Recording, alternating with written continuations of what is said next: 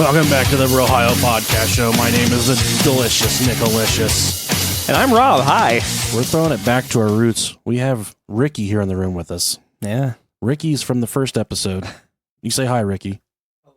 See? You can barely hear him. He's in here. He's not important enough to get a microphone, but he's here. Like a statue in the corner. He's over where we record my laundry room. I've had to He's folding laundry. You had to kick him out of my wife's panties like 4 or 5 times. It was a holiday weekend. It was. We're going a day late, but We're on a Monday, Memorial Day. yeah. Thank you to all those that have served and Or given currently their serving. lives. Yeah. Everyone that's died in America, except for George Bush. Is he dead yet? Senior? I don't know. I don't think so. Any of them. Who cares? Knock, knock. Who's there? Little boy blue. Damn. Do it. Little boy blue who? Michael Jackson. God damn it. That was a good one, right? That was a good one. Speaking of Michael Jackson and music, okay? Oh, yeah. I had to do, so I've talked to you about this before. I don't like music that much for whatever reason. I don't fucking like music. Okay. That makes me an old, grumpy man. I don't care. Yeah, who doesn't like music? I try and listen to Post Malone because I know that's who you like, and you and I didn't really talk a lot right after high school, and we're finally friends again, and I feel like if I don't listen to him, then it's just all going to go down the fucking drain. It might. So, I do fucking listen to Post Malone for you, Rob. But I DJ'd a graduation party last night. You did. That's one of my side gigs since I was 18. I DJ school dances, weddings, all that jazz. And they're requesting these songs, shit I've never heard of, like Kodak Black. That's a lot of that shit. Yeah. And I'm listening to this stuff, and I don't know what the fuck I swear to God, I think I heard a guy, he kept on saying that he had poop in a bag. Like he was just rapping like, I got poop in that bag. I got a poop in that bag. I like to dress up and drag. I like to dress up and drag. And I'm like, what the fuck is this shit, man? Dude, that sounds like a sweet song. Fucking, is that trap music? I heard people say trap music before. I have Mumble rap, probably. Like trap music, is that something you put on the stereo when you got a fucking mouse in the house and you're trying to Scare it out? Yeah. You're trying to catch it? Is that trap music? I don't know. What is trap music? You're the authority. You're the pulse on the music, Rob. I'm not, man. Not when it comes to hip hop. I got a poop on that bag. I like to dress up and drag. It's hot. We should do that now.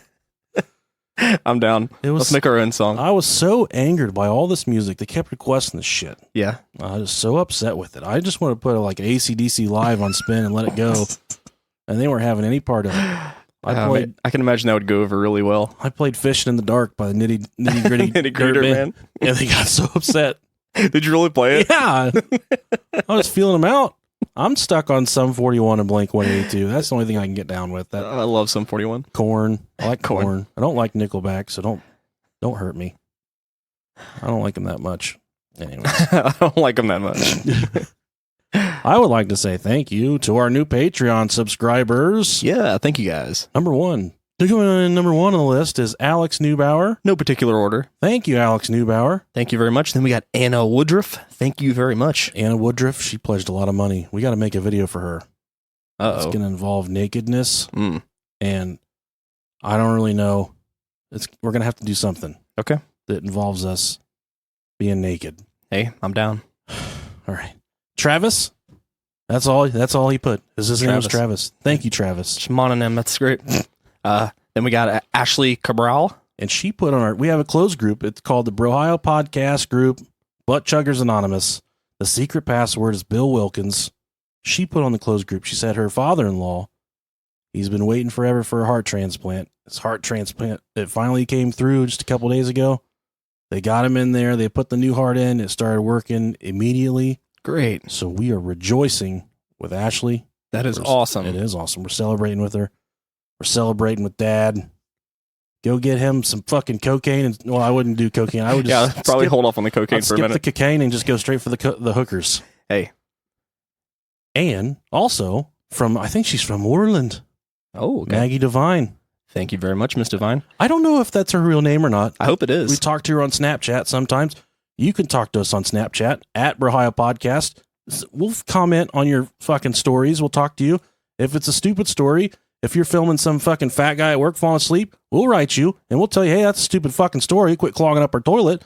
But then if you post a story of like an old person falling down some steps, we'll write you. Yeah. Hey, that's pretty fucking cool, We'll like that stuff. We'll shout you out for an asshole picture, too. Yeah. And last on our list here of patrons for this week, we got Mr. Josh Gruber. Thank you, sir. Gruber. And a special shout out to our new friend, Mariah Schmucker. I talked to her. She said, hey, will you shout me out on the show? I said, fuck no. But yeah, I will. I'll shout you out, Schmucker. Schmucker. You silly Schmucker. And we're fucking begging for your iTunes reviews. Once again. Right now, we're sitting at 666 iTunes reviews. I kind of want to keep it there. I don't want it to move. We just got a new review that says, hey, these guys are fucking stupid and they suck. They won, you one-starred us. Thank you. So go flush that one out. Yeah. Send us some good ones. Please don't make that our last one. We got a bazillion stickers going out tomorrow to all these people that have sent us the screenshots of the good reviews. We appreciate the hell out of that. Yeah, we're a 2-man operation. I can't dedicate my entire life to mailing out stickers. So if I do have everyone written down this time though, so I'm not going to miss anybody. That's good. That's very good. Our goal is to pass 800, but Rob, I want to go for 1,000. I want 1,000 reviews. All right, let's fucking do it. I'm down. Let's go. I'm ready. Now, just a couple plugs we got here for you. A couple butt plugs. You want the big one or you want the little one? Well, let's go big first. Go big or go home. Okay, I can respect that. I can take the little one, but easier after that.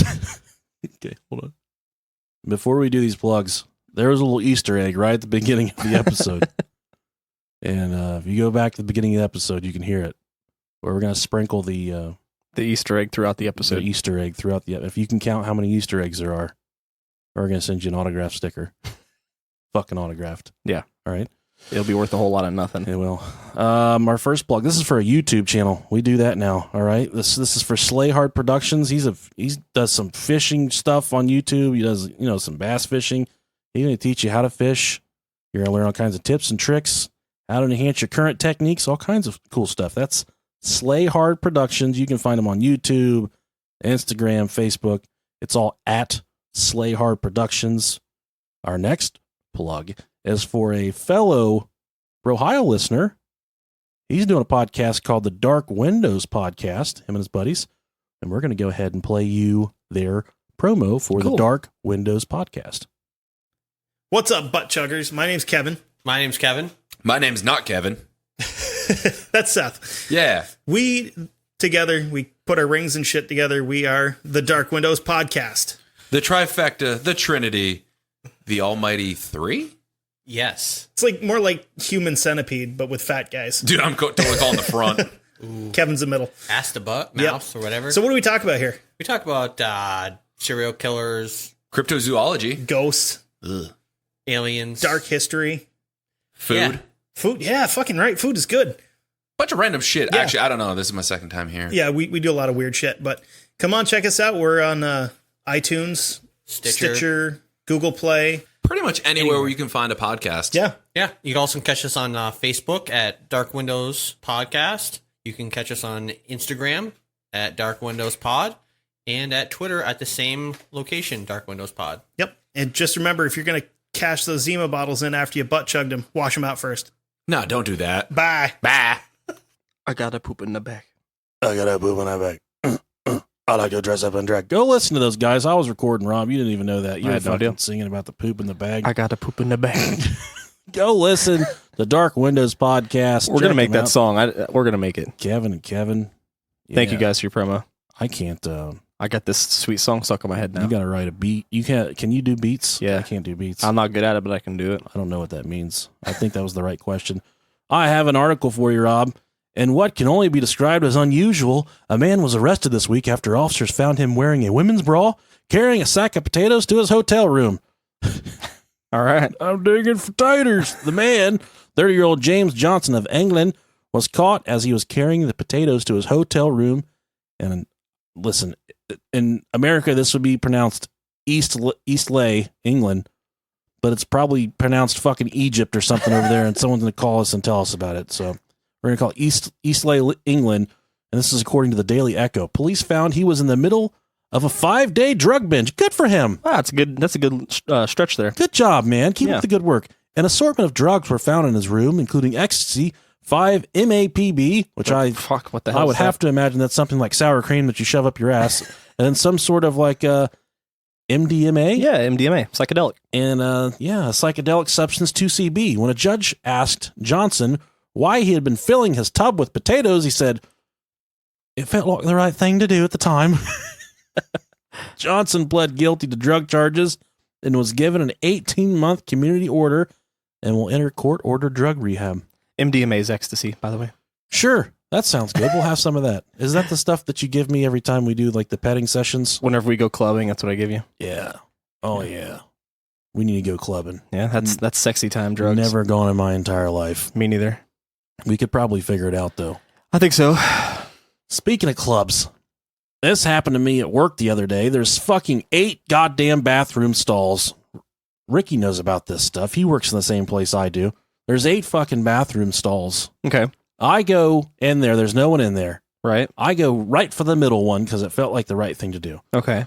So on either side of me, I have 3 or 4 stalls or urinals. To the left and the right, yeah.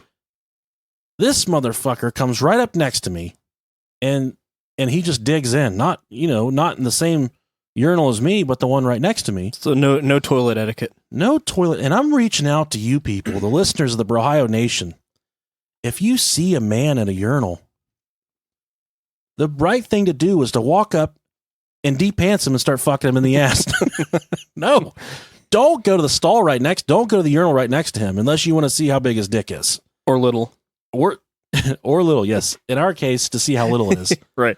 Yeah, you got to leave the one urinal buffer there. You got to have the space. If they're all empty, go to the farthest fucking wall away from the one he's peeing in and do your business there. Mm-hmm.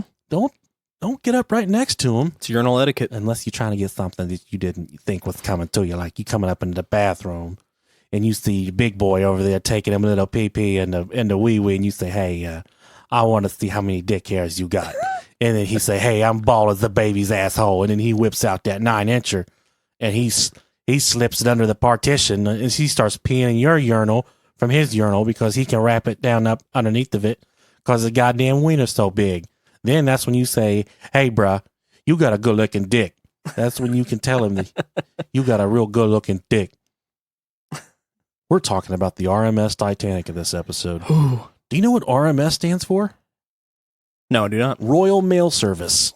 Okay. We're talking about the conspiracies. We're talking about why the Titanic never sunk. Or maybe it did. Maybe it didn't.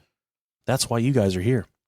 I don't know. We'll go into different theories. We will. We'll get into the hairy stuff. Some residual hauntings, because I know we like to talk about people with spoopies. Spoops. We like to talk about Cemetery Terror coming through there, setting the goddamn booby traps and getting hit with the salad nipples in the face. If you don't know about the salad nipples, you go back and listen to the Stall, Kansas episode, The Portal to Hell. You learn about Cemetery Terry sneaking through the cemetery, setting off the booby traps. Cemetery Terror. Yeah, the Royal Mail Service. That's why it's RMS Titanic. It's a mail. It was a mail boat too. They could they not only transported people to the middle of the ocean to fucking throw them into the water and kill them, but they also you transport mail. They did at the time. I'm not sure if anyone received their Amazon packages that were on the ship that day for that trip. I would say probably not. I've got some stuff from Amazon that I probably would go to the bottom of the ocean to get it back. Not a lot, but there are a few things. Now, like I said before, Titanic, or the Royal Mail Ship Titanic, was a luxury ocean liner that was built in the early 1900s. A lot of the stuff you might know. There was a very popular movie a few years back. It had Jack Black and Kate Upton. Is that right? Yeah. Good movie. It's really good. Kate Upton, she's a fucking Jesus. I'd hold her fart like a bong hit. Am I right? Come on. You're right. I can't say I wouldn't either. Yeah, so you guys you might know a lot of this, but we're going to fill you in anyways. It was built to be more of an experience rather than a speed thing, kind of like Rob and I. Yeah. And we're just an experience. You're not going to I am a speed thing. That's my problem. It's something my wife and I argue about all the time. Okay. she said, Are you ready to go? And I'm like, I finished 20 fucking seconds ago. So I'm doing what I can here, babe. But yeah, it was built, the Titanic was more of like an experience. It wasn't, trying to transport people across the ocean as fast as possible. But this was during a time where people were trying to cross the ocean as quickly as possible. Its predecessor, the one they built right before the Titanic. It's sister ship. It's sister ship. In all the articles, it calls Titanic a she. It does. And I'm like, show me that booty hole, because I am not referring to this goddamn boat. I think for some reason, most ships are referred to as I know. female. I don't care to look it up. I did a lot of reading. I don't want to read anymore. Yeah. I'm sure there's a reason. Our bad iTunes review says we half-ass our research too, Rob.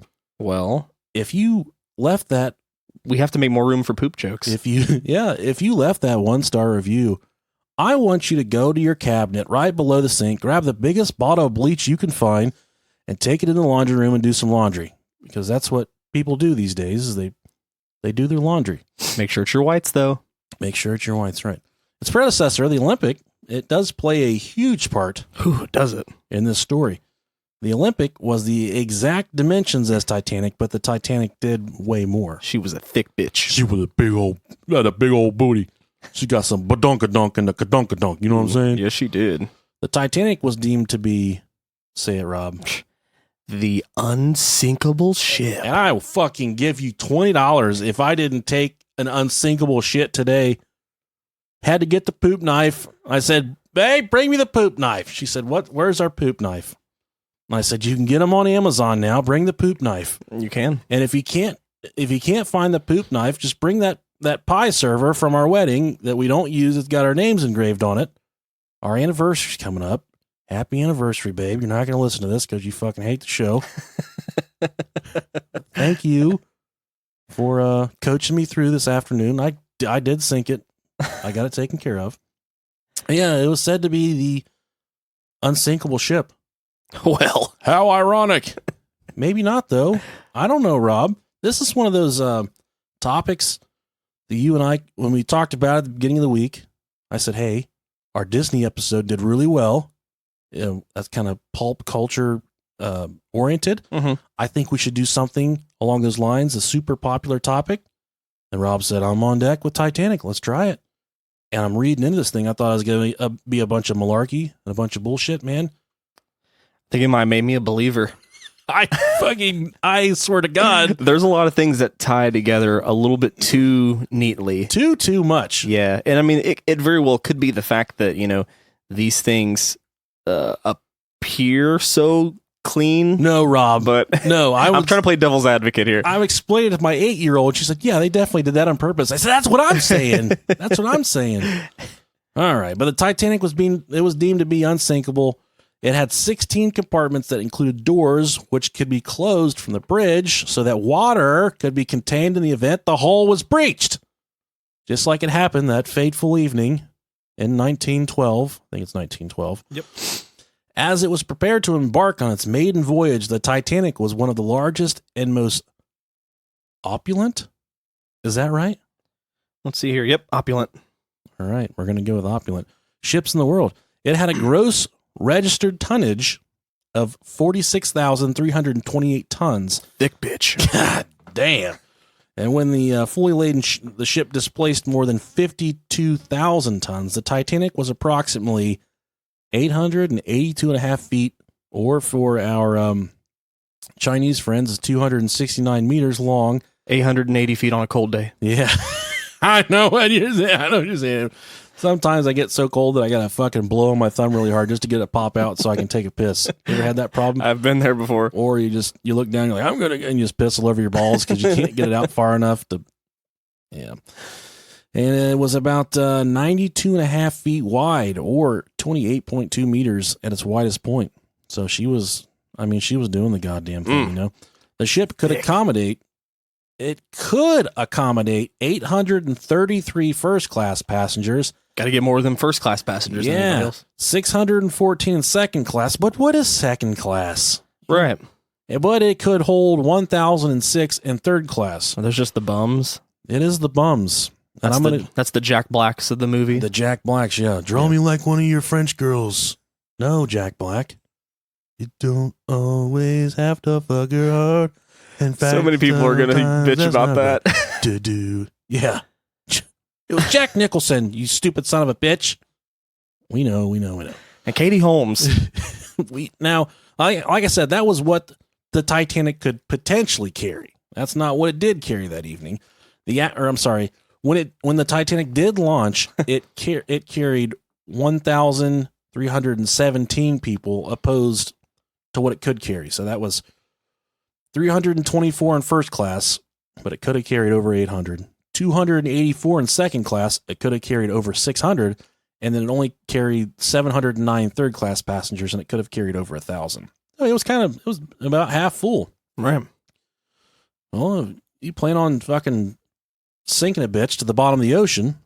That's what you do. You only fill it half full, so it's not quite as bad. Mm-hmm. Not quite as bad. And on April 10th, 1912, the Titanic made her maiden voyage. God, how just majestic does that sound? Oh man, the maiden voyage. I'm completely fascinated with the Titanic as well. I got stuck. I was trying to do my research, and then I got stuck in videos of this fucking goddamn submarine just swimming around the wreckage down, however deep it is at the bottom of the ocean where it's at. It's spooky. It's eerie just seeing the bottom of the ocean like that, and just to know this thing's sitting down there undisturbed, man. It's real weird. It's real weird to see. Yeah. I remember seeing that video a while back, and I remember reading into this, thinking that that the ship had, like, it was overpopulated, which obviously turns out to be not true. Not even close. But yeah, it's the lifeboats situation was the big bad. And we'll get into all that shit in about 20 seconds. So like I said, on April 10th, 1912, she made her maiden voyage, traveling a route from Southampton. No, it's not Southampton. That's what it looks like. Southampton. It's all one fucking word. Southampton, England to New York City. We are going to get so much fucking hate. I can't wait. We looked it up. It's pronounced Southampton, not Southampton. Maybe that is how it's pronounced. Southampton. I don't know. The English language is so fucked. We're all fucked. You know who's really fucked, Rob? Who's that? Captain Edward Smith. Oh my gosh, that poor guy. Captain Edward Smith of the RMS Titanic. He was a bad motherfucker, though. Goddamn, he was the most acclaimed sailor. He was a. If you want to call him a sailor, he was a captain. A treasured. He was a treasured captain as far as. I think he was the most successful captain going from traveling the Atlantic. Said but he'd been doing that specific route for around 26 years. Yeah, it's a long time. It is a very long time. There were around 885 crew members that were working on the Titanic. Most of the employees were temporary. They showed up only a few hours before the ship was set to sail, and they were given jobs. It was kind of a way for them to get across the ocean, make a little loot, and stack some cash. Now, all of there was a medical brigade, and they had all of these people that were from third class trying to get onto the ship. Well, before these third class people got onto the ship, they had to run them through the rigors and make sure they didn't have fucking scabies and AIDS and fucking, fart bubbles, everything that these fucking poor people would have. They had to make sure they didn't have any of this shit because they weren't trying to get everyone infected on the ocean liner. Makes sense to me. I've heard a lot of people going on, even today, people going on cruise line, Carnival Cruise Line, and then a fucking stomach bug goes around. You're right. And just everyone on the ship got the Malaysian water butt. They're spraying brown water poop out of their butt. Everyone's dying. They're vomiting. And they pretty much have to quarantine everybody in their bunks and say, hey, we got some shit going on. Everyone's going to die from dehydration. And when I'm reading about these ocean liners, and I was catching some stuff about today's, cruise lines and whatnot, there's more times than not, there are morgues on these cruise ships. Yep. There's prisons too, like jails. I didn't know that. Yeah. That seems like a good job for you and I. Yeah. As someone who frequents cruises, It's a reject correction officers. Yeah. run a 4-man cell on a cruise ship. That'd be pretty sweet. listen, we can't let you out, but we really wanting to see if you would take the Zima and drink it with your butt. If you drink the Zima with your butt, I can get you 2 trays for lunch. I can't get you 3, but I can make sure you're taken care of if you can just drink this entire Zima with your butthole. Because I'm Nicolicious from the Bro-Hio podcast, and this is Rob Dog, and we brought back Zima. I'd sneak you an extra tray for that. But yeah, we brought back Zima. We can do whatever we want. We need to start a Zima hashtag. We need to be sponsored. Like Bro-Hio, hashtag Bro-Hio Zima. I'm still waiting on my sponsorship. Fuck them. Fuck Coors. You ever had a Coors Light before? It tastes like shit. That stuff makes my pee-pee hurt. And there's only one thing that's in my life that's made my pee-pee hurt, besides my uncle, and that's gonorrhea. But both of them made my pee-pee hurt. I'm okay now, though, so don't worry about me. And just throw you a watermelon Jolly Rancher inside of your Zima, and you're fucking set. Or if you're like me, and you're a traveling fucking carnival, you can fit an entire Jolly Rancher in the head of your dick. Oh, man. And that makes you really desirable to the other carnies. That's bragging rights. Hey, that's that boy from Ohio. He got the watermelon jelly beans in his dick, and you go over and you suck jelly beans out. There's Jolly Ranchers behind it, and then you get slurping on him, and it tastes like watermelon Jolly Ranchers. That's the freak show part of the... He's got some Zimas there. And so look at all he can fit in his foreskin. He don't have an RV. He's got one of them sheds on wheels, and he'll take you in there. He'll show you the watermelon Jolly Ranchers if you ask him. He's a nice boy. I love his sister, too. While in the area of the Grand Banks of Newfoundland. Newfoundland. This is where they started receiving... Newfoundland. We just found new land. What should we name it? I think Newfoundland sounds real nice. Are you sure you don't want to try Newfoundland? No, I really like Newfoundland because we didn't find it a long time ago. We found it right now. You get it? We found it right now. Newfoundland, you dummy shit. God damn it. It's just completely fucking derailed already. But while they're in the area of Grand Banks and Newfoundland, this is where they started receiving their first warnings of impeding icebergs in their route. This is on early April 14th. Yeah. Apparently, common practice back then, I've read this in the research, that the common practice was to just keep fucking trucking, to not slow down for these pieces of shit, icebergs. Yeah. I read that they told, they gave Captain Smith there 8 warnings to slow down and that there was icebergs coming, but he was so confident in his trekking across the Atlantic that he was Jesus Christ. He kept it full blast going across. I feel like he probably sounded like the janitor from The Simpsons. Yeah. Just by looking at him. Willie, groundkeeper Willie. Yeah. I don't think I'm going to slow down for any of these fucking icebergs. I'm going to actually take the throttle and push the pedal to the metal, and if you boys don't like it, then you can come back to my cabin with me and see that I'm only wearing a fucking jock strap underneath these sailor pants. You fucking goons. This is my ship, and if you don't like it, I'll drive it straight into them fucking icebergs and kill all of us. I love Captain Smith. And that's what I'm going to do, because you, with a crossed eye, you keep looking at me all fucking stupid. I'm going to drive this fucking iceberg. So this all falls onto the shoulders of the guy with the crossed eye that didn't think he was staring at the captain, but he was really, he was watching a seagull flying around the iceberg. Captain Smith, he should have had, some type of medicine, like a chemical imbalance. I made all that up. Maybe a monocle. A monocle, yeah. To fix that cross eye. He had to have had one, though. I would assume. That's fancy as fuck. Captain Smith had one for sure. Yeah. At 11:40 p.m. on April 14th, the lookout, Frederick Fleet, spotted an iceberg immediately ahead of Titanic. He alerted the bridge. First Officer William Murdoch ordered the ship to be steered around the obstacle and the engines to be stopped, but it was too late. The starboard side of Titanic struck the iceberg, creating a series of holes below the waterline. And now when I've watched all the videos and what I've seen on TV and the movies, when I think of the collision, I think there was a giant fucking hole torn in the side of Titanic is what I think. But actually, it was just the seams were kind of pulled apart. There was the welding seams. Yeah. Well, I would assume it's either welding or rivets. I don't know what it was. Yeah, one or the other. I'm really skilled in masturbation, but I've never built a luxury ocean liner before, Rob, okay? Okay, I understand. I do know if you sit on your left hand for a long time and jerk off, that's called a stranger because it feels like you're not doing it. I didn't know there was a name for it. You didn't know that? No. We can try it right now. I can stop recording. You can try it, and you can say, "Hey, that's right, or that's not right. That feels good. That doesn't feel good." But we can use my hand on both of us to just so there's an even playing field. So I don't have soft hands, but I don't have rough hands. They're kind of in the middle. If you get what I'm saying. Yeah. But yeah, fuck the seams up. 5 of the ship's watertight compartments were breached. It soon became clear that the ship was doomed, as she could not survive more than 4 compartments being flooded. Titanic began sinking bow first, with the water spilling from compartment to compartment as her angle in the water became steeper. About 710 people survived the disaster and were conveyed by Carpathia to New York, which was the Titanic's original destination, while at least 1,500 people lost their lives.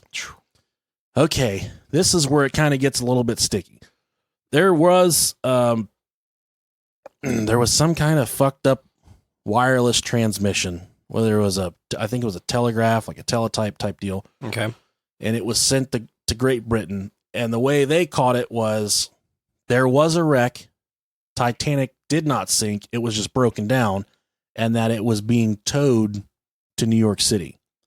So they didn't think there was any cause for concern because they thought the ship was just broken down and it was being towed to New York City. Also, there was another ship nearby whenever Titanic first initiated the blow with the iceberg. So they struck the iceberg, then they started setting off. I want to say, I'm going to look this up. Hold on. All right, so I had to pause there, and I had to check my facts. We're fact checking here, Rob. The USS, I'm sorry, not the USS. The SS Californian was a ship that was also on the same waters as the time of Titanic. When the California encountered the ice field prior to Titanic encountering the ice field, and they sent out all kinds of warnings. They were some of the warnings that Titanic was receiving. Apparently, that was a very stressful day for the captain of the SS Californian, as when he went to bed at 11 o'clock or 11 whatever at night, that's the same time the Titanic struck the iceberg. So the Titanic, as part of their distress protocol, they have to light off flares to show people around them that they are in distress and they are in need of immediate attention. Okay. This ties in to the conspiracy of the Titanic, okay? The Titanic was not equipped with red flares. Yeah. I knew this. Okay. Red flares, when you're out in the open waters, is the universal sign for fucking come over here. Yeah, we need help. We need help right now. Instead, what were they equipped with? they were loaded down with fucking 1,000 white flares. Which means at that time, when you shoot off a white flare in the ocean, that means, and I'm not exaggerating, this is what it means. We're fucking partying and we're having a good fucking time. Yeah, we're cool. Yeah. Don't worry about us. We're fine, bro. We're just out here in the waters, ripping, tearing. We got some jet skis and some Bud Light Lime, dude. We're tearing around out here. I think my dude, man, he just hit a fucking seal over there. We're not going to let it slow us down, though, dude. We're having such a good time. Hey, Ron, man, go up there and grab like 50 of them white flares. We're going to start fucking cracking them off down here real quick, dude. So, I mean, there's that's a big red flag. Because, I mean, you would think more so you're going to make sure you have red flares than white flares. There would have to be so much attention to detail as far as these things. Just like the spotter up on top of the Titanic, he was having problems seeing the fucking icebergs. Yeah, they said they equipped no binoculars on the ship. No binoculars. No binoculars. Someone took the fucking binoculars home. Yeah. There was like 4 pages about this fucking, I'm sorry, retard taking home the binoculars that were supposed to be on the ship. Like, what? Do you take those home to show your kids? Look what I got, honey. I know that we could probably go down here to Walmart and get some of these binoculars, but look at these nice knockers I got off the Titanic. We can use these for watching birds, or anything you use nice knockers for. So the binoculars are gone. They're equipped with all these white flares, which means Party. yeah. So they start shooting off all these white flares. The SS Californian. They're like, hey, they're really having fun. God damn, there's a party going on over there. They were only 10 to 12 miles away from Titanic whenever it sent out its initial distress flares. The captain had his radio on. He's hearing all this traffic about the flares, and he's like, fuck this. I'm turning the shit off. I've had a bad fucking day with these icebergs. I'm going to sleep. So then someone runs downstairs and tells the captain, like, hey, the lights on this ship, Titanic, they look kind of funky, like something might be going on, like something might be wrong. He's like, no, white flares are the signs that they're partying. And I've got it on good word that the captain, he said, something must be really going down over there if they're lighting off all them white flares.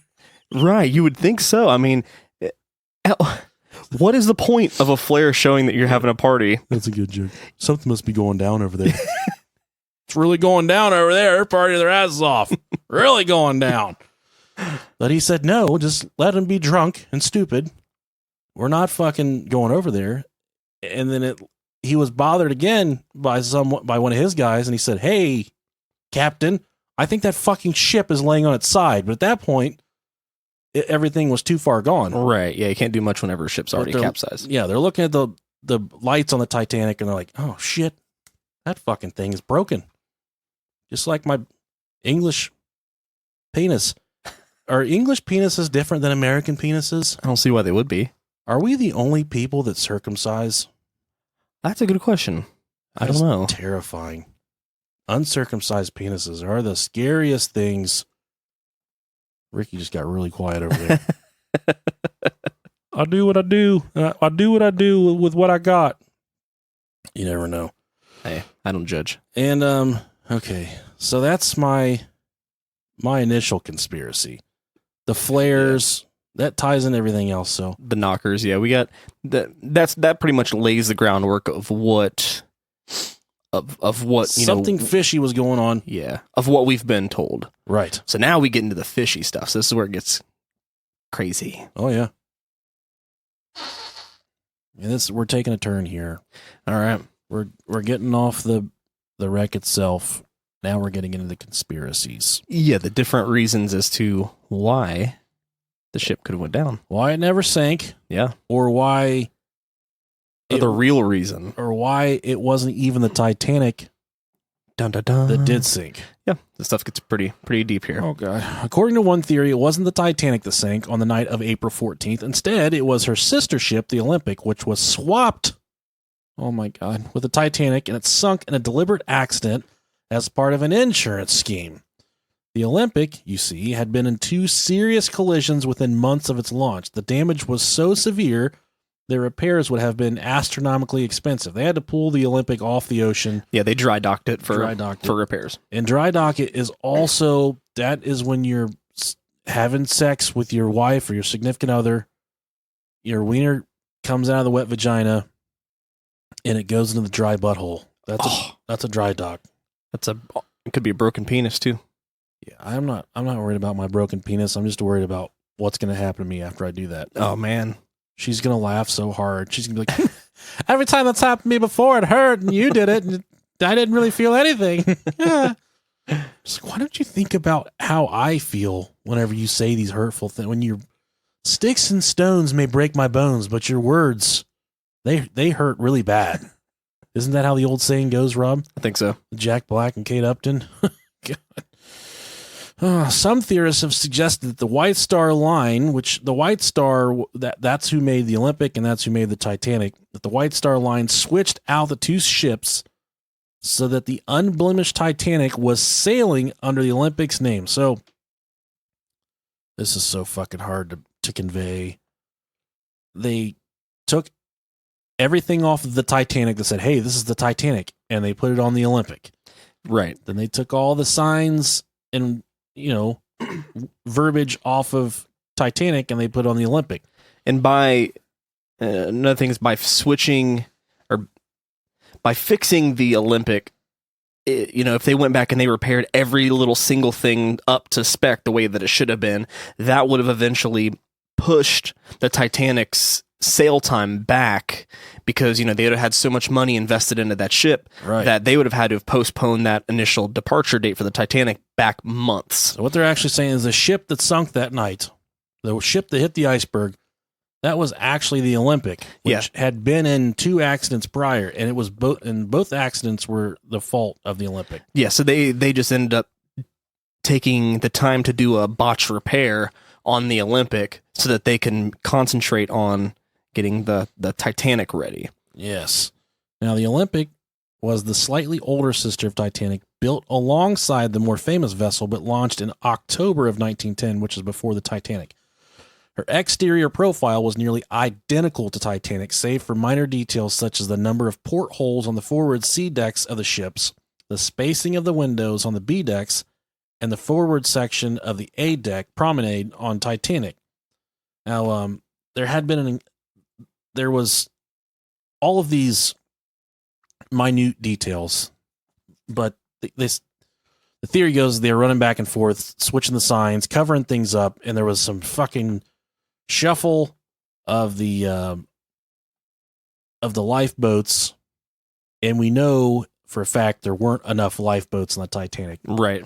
I think legally they were carrying enough lifeboats, but just enough to service half of its full potential there. It didn't have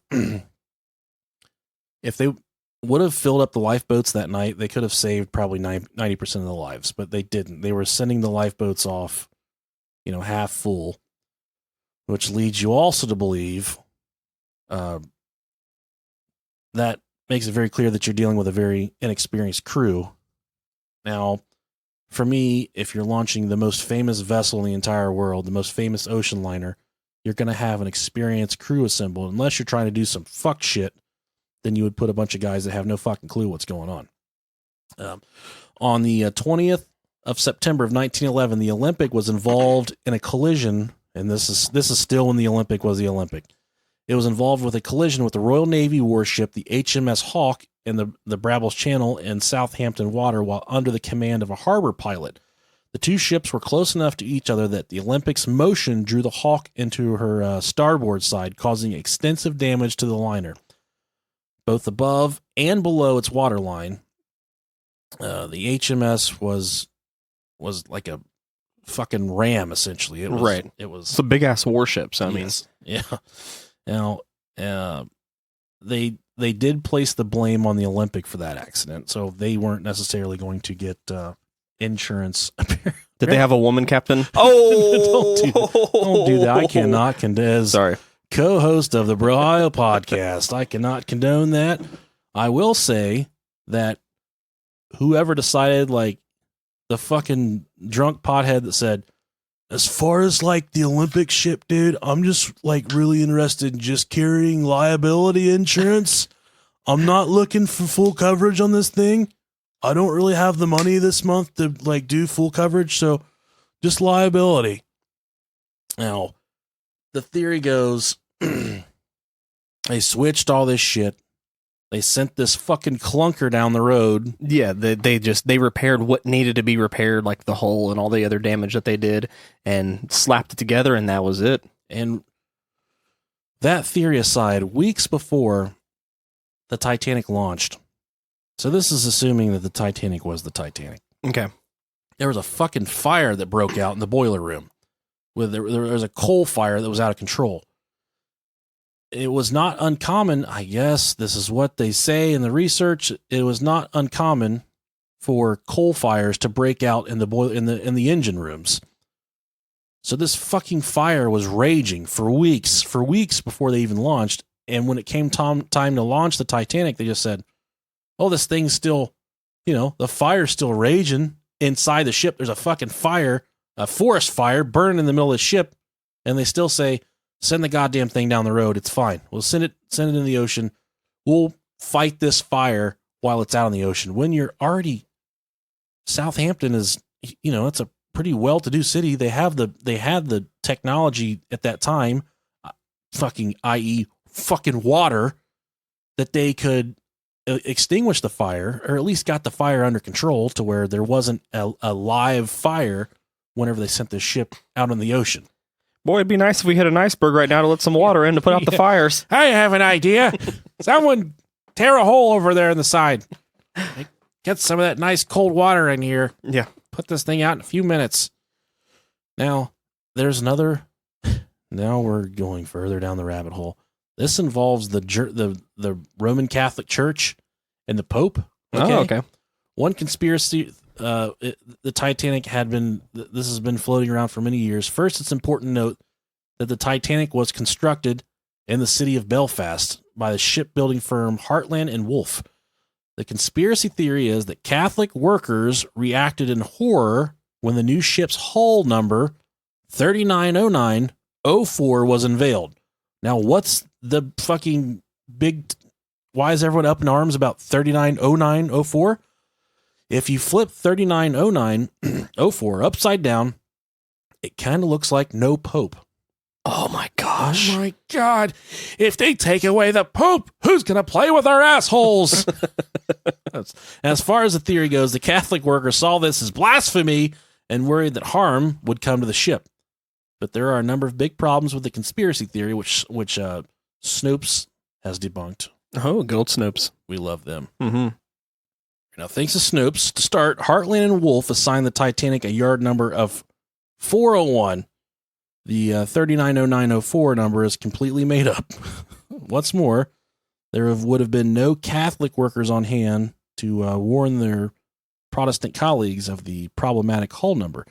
In 1886, Protestant Heartland and Wolff employees launched a large-scale attack on their Catholic co-workers, according to the book, The Invention of the White Race. You should probably not read that book. Yeah, that sounds horrible. Sounds kind of heavy. The result was an exodus of Catholic workers from the shipbuilder, which was Belfast's largest employer of the time. So we can get rid of that theory. All right. This was not the Pope's fault. We'll take him out of it. But next we have the U-boat theory. The Titanic is known as one of the biggest peacetime maritime disasters in history. Obviously, the tragedy missed the onset of the First World War by 2 years.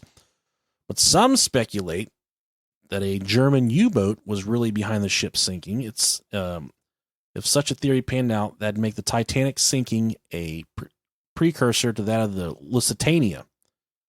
I'm not versed in the sinking of the Lusitania, but I know that it was sunk by a fucking German U-boat.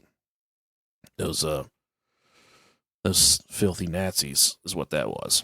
And in 1915, a German U-boat torpedoed the British oceanliner off the coast of Ireland, killing 1,198 people.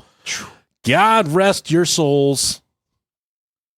What kind of hate do you have to have in your heart to say, they are probably having a good time on that ship, but just letting one go, hitting the red button. That was a pretty accurate sound there. I like that. I'm really good at sound effects. I know. It's pretty cool. Apparently someone this week heard my Morgan Freeman impression and they really dug it. And I've really been waiting to use it on the show. Now that he's been outed. But I can't now. Because he's fucking filthy. They better leave Morgan alone. Here I was, the 4th of April. I was looking at that woman there at the back of the Walmart changing room, and I said to myself, I sure would like to know what's inside that beautiful sundress. So I walked over and gently slid my hand up her thighs into her butt cheeks. That's how Morgan Freeman knows that at all? Man, I don't know. All right. We'll go with it. It's now, rough. The J.P. Morgan. This is where it gets... We're going there. Yep.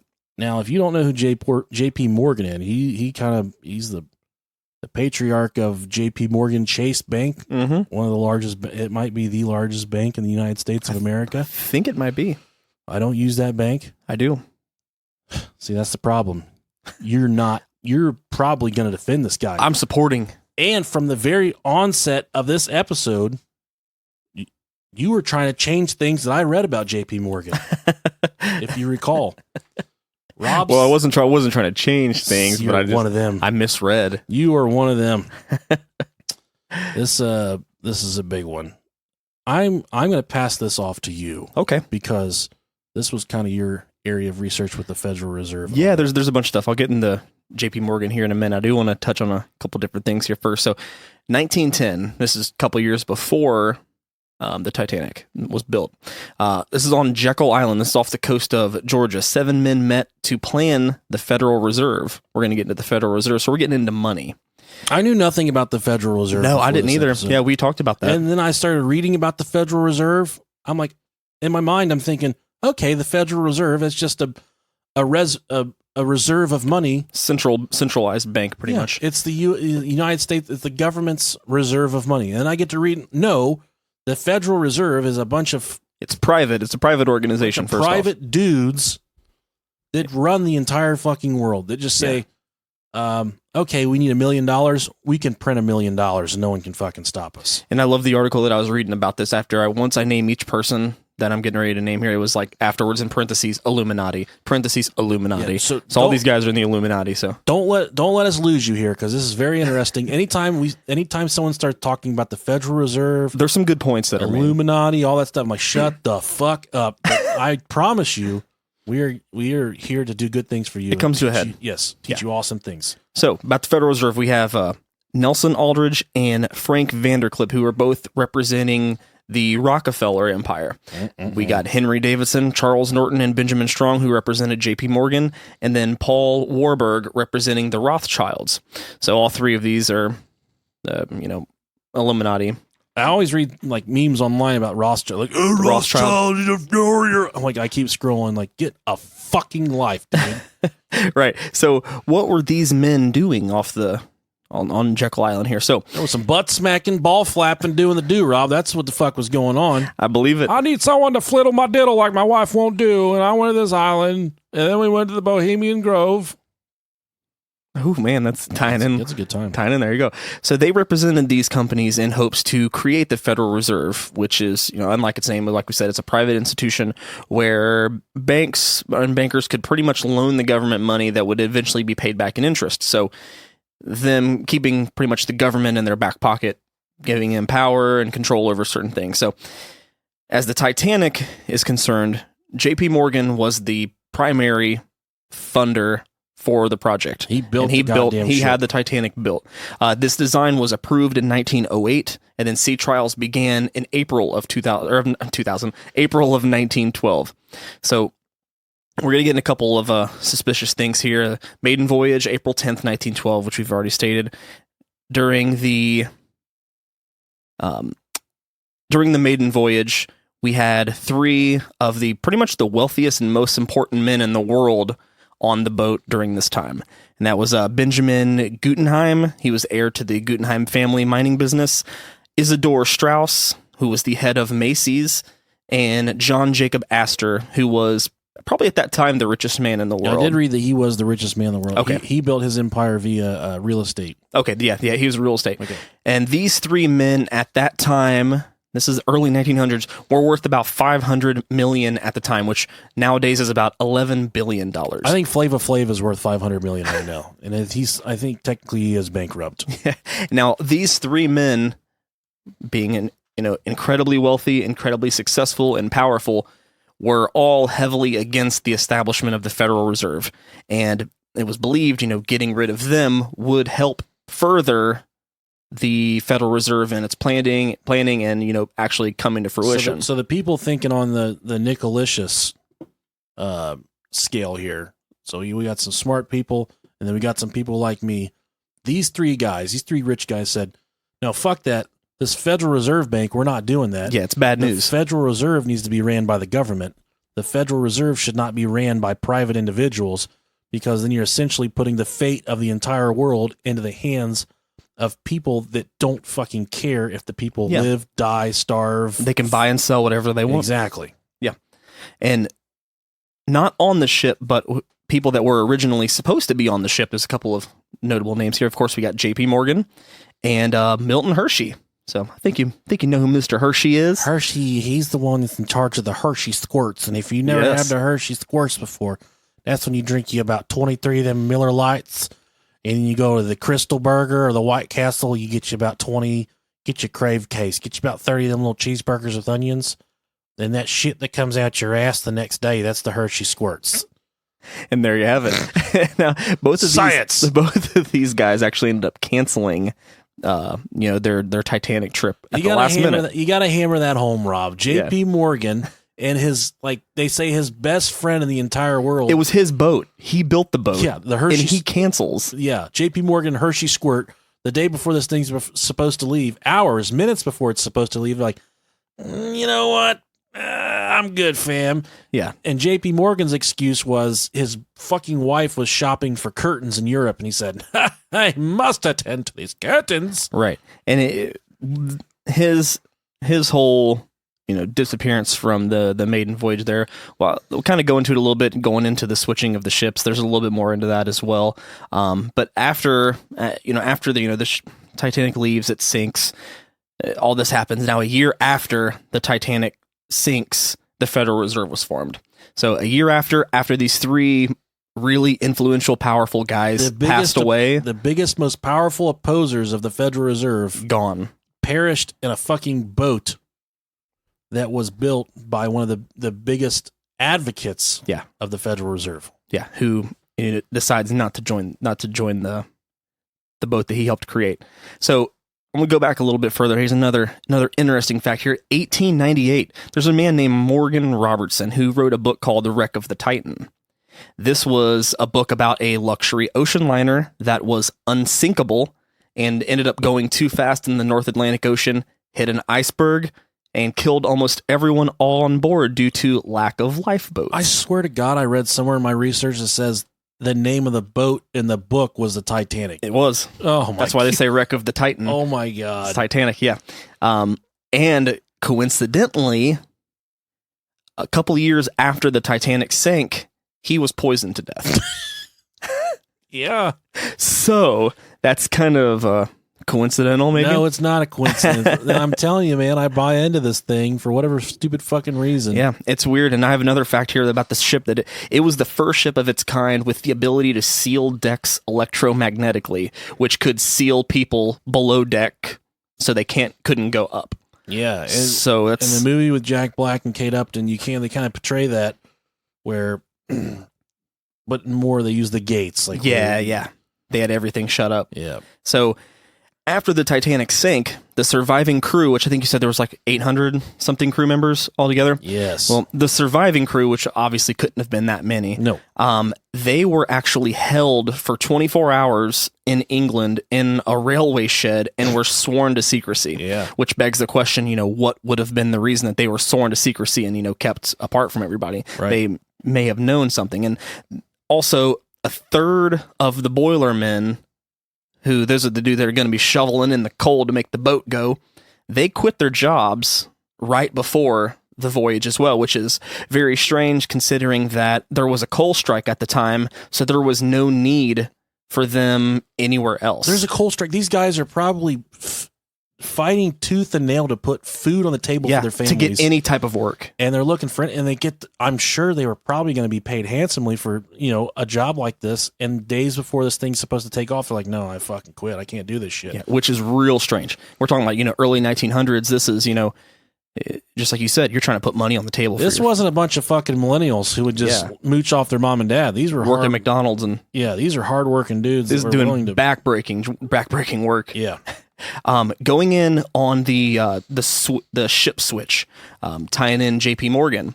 So realizing they were going to lose a ton of money through guest refunds, and this was whenever the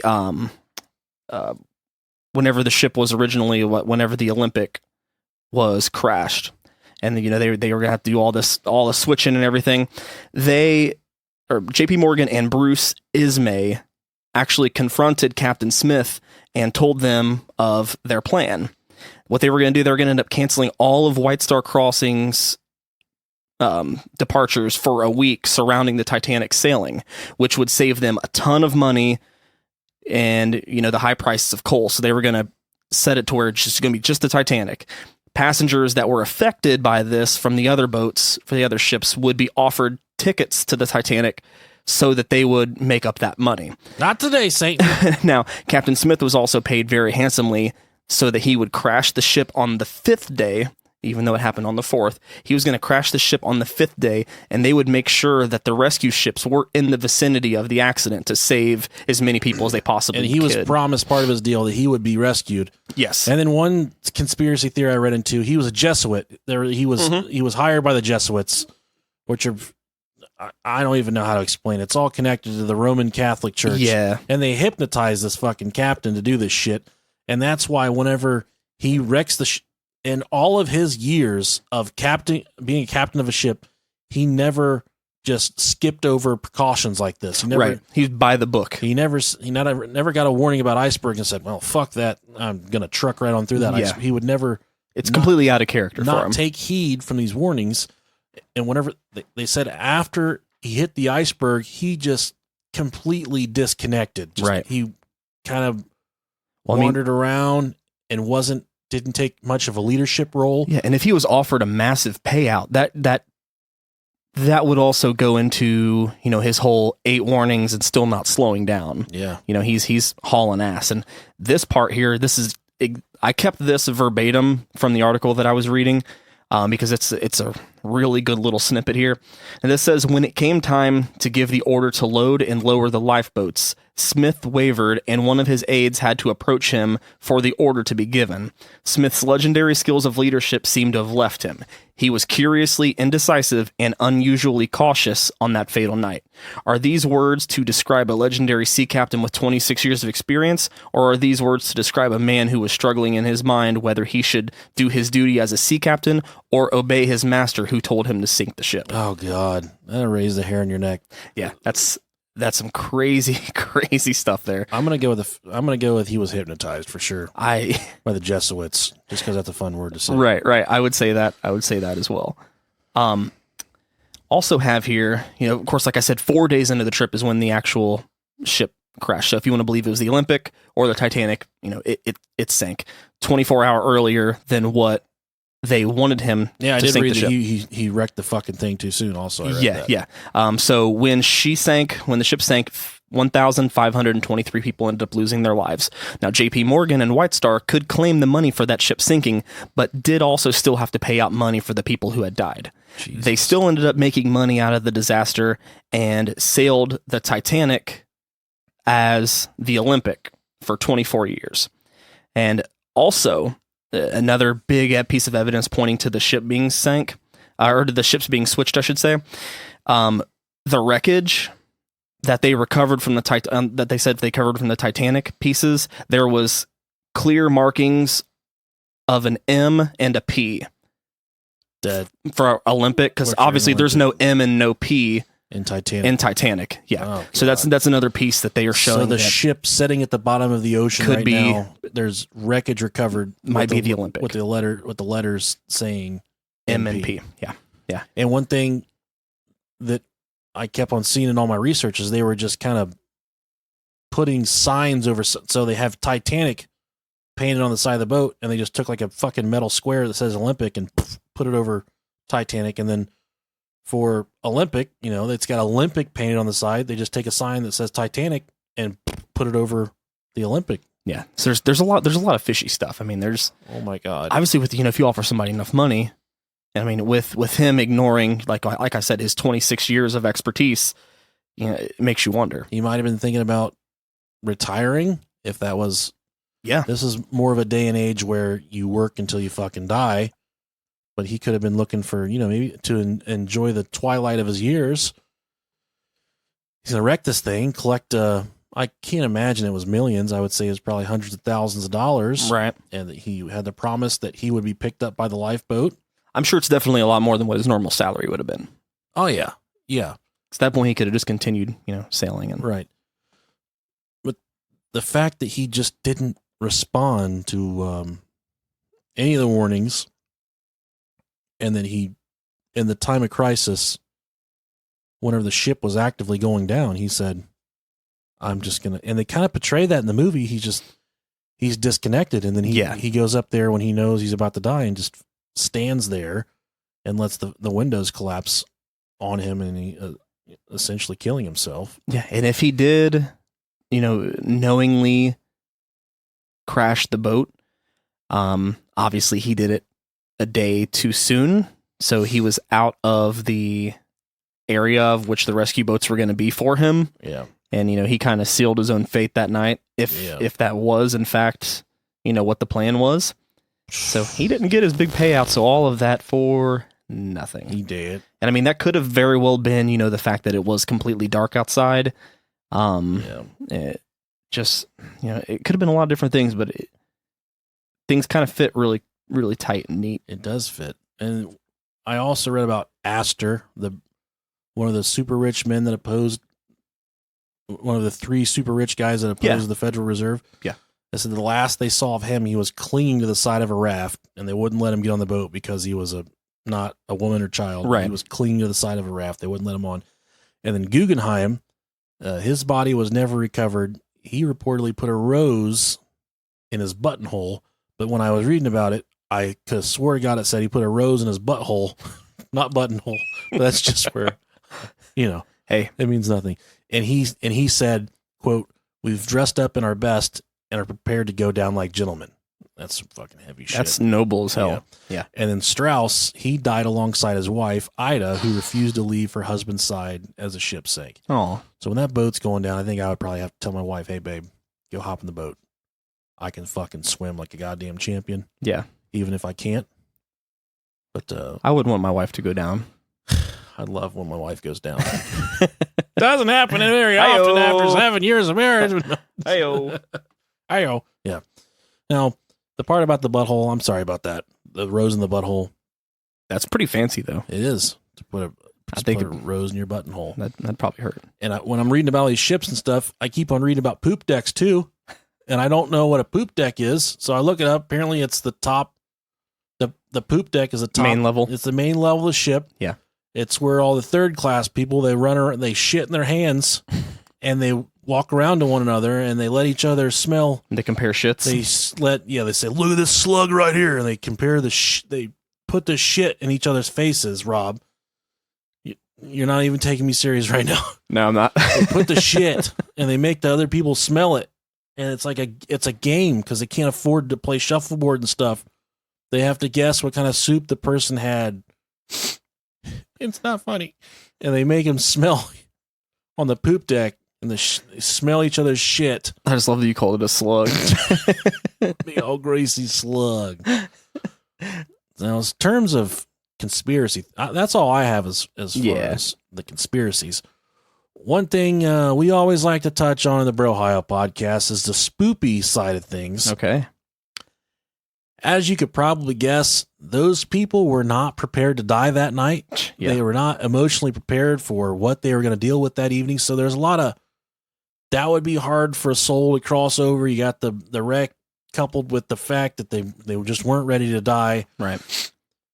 People that have gone to the area of the wreckage, they've reportedly claimed to have seen strange orbs hovering over the sky and taken lots of pictures where strange orbs show up in the pictures. Mm-hmm. Also, whenever ships are in that area, they get like phantom SOS calls in the radios. So they get an SOS call and there's no other ships around. There's nothing else on radar, but they're still getting like these phantom calls for help and these, phantom SOS calls in the radios.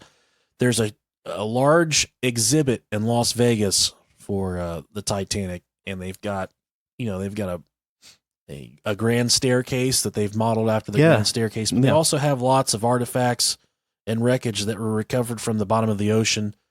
And before they even opened up the exhibit, there was a photographer there, and they have the grand staircase. They have it roped off, so you can't go on the grand staircase.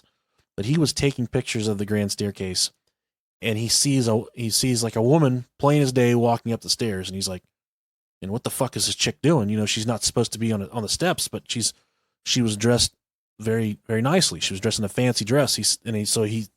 Naturally, he's a photographer. He says, "Hey, man, would you like me to take your picture?" And she didn't respond to him. She just kept on walking up the steps. So he's like, "Fuck this bitch." And he bends over and he keeps on getting his stuff out of his camera bag. And then he pops up again, and this lady in the black dress is standing right behind him, right on top of him, right behind him. So he spins around. He says, did you want me to take your picture? And then he said, literally, this woman just vanished in front of his eyes. She just floated off into thin air. Damn. Yeah. And the house where Edward, the Captain Smith, where he called home in England, they apparently there's lots of reports of him still kind of mingling around the property, that they'll see they'll see him with his his giant white beard and his captain's hat aimlessly wandering around the property. And there's like I said, a lot of reports of that. So that's kind of spoopy. Although that would be a really fucking cool ghost to have around your house. Right. Like your friend goes to your bathroom and he comes and be like, "Hey man, I was back there and there's like a fucking sea captain walking around." Like, yeah, he's fine, bro. He kind of looks like a white-haired Sean Connery. Yeah. "I was just wondering if you needed someone to captain this ship, because I think I'm quite the man for it. He has a pretty noble white beard, and it's pretty great. Since I can't captain the ship any longer, I'll just walk around your back rec room where your children play. Scare away your guests if that sounds like a good deal for you, does it?" And stick a rose in my asshole. Yeah. Well, that's not a go. We call him Salty Dog. He's a nice guy, not a bad guy. Just stay away from him. If you don't touch him, don't even look at him. I got these ghost stories from Ranker. Ranker's always good, right? It is. The exhibit is at the Luxor in Las Vegas. There's a portrait of Bruce Ismay. He was one of the Titanic's builders. He apparently fled the sinking ship, leaving women and children behind. Witnesses on the lifeboats claim he kept his back to the ship as it sank, and allegedly he was the one insisting the ship speed up after receiving several ice warnings. And it's apparently his portrait is hanging up in the exhibit in Las Vegas.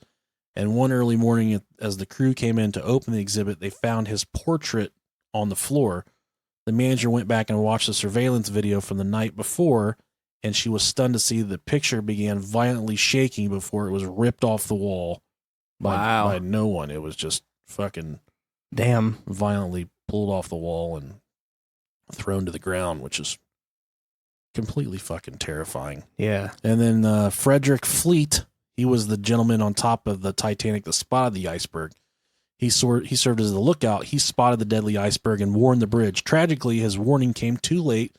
The ship was going too fast to avoid the collision. Fleet survived the sinking of the Titanic, but not his own depression. After his wife's death came just after Christmas in 1964, he was evicted by his brother-in-law and hung himself in the garden.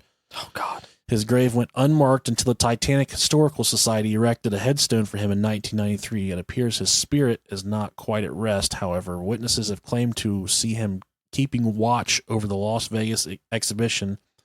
There's a deck there at the expedition, and some people see his silhouette of him up on the deck, possibly, still trying to look around, trying to help out. It's crazy about him because, I mean, you got to think, if primarily the lifeboats were used for women and children, then he had to survive the rough way.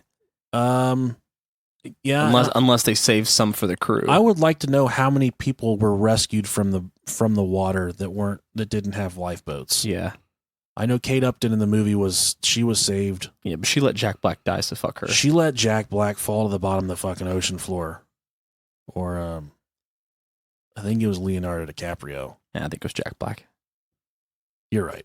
Yeah. I think it was. Yeah. Another creepy thing, there's a legend surrounding the Titanic that comes from the deathbed of a young Scottish girl named Jessica Sayer. On the same night the ship sank, Jessica Sayer was on the verge of dying. In her delirious state, she supposedly spoke of a massive sinking ship and a man named Willie playing a fiddle. And she had no way of knowing that the Titanic later that night would actually sink. And also there was I'm sorry, it wasn't Willie. The fiddler that she saw in her crazy fucking state was Wally.